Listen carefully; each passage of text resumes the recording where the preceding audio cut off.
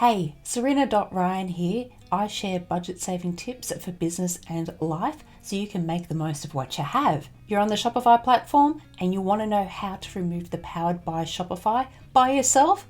Stay tuned, you will find out exactly how to do it and it'll be faster than you can drink your cup of coffee. Now let's get on with this tip. To remove Powered by Shopify is fairly straightforward. It should only take you 2 minutes to action, maybe even less. Go to your online store, themes, and go to actions for your active template. Here we want to go to edit languages. Once we go here, in the filter items, type in powered by. And down here, all you have to do is click into this box so the highlighted blue line comes around and press your spacebar. And it's now empty. Hit save and you're done. Now you can go back to your site page and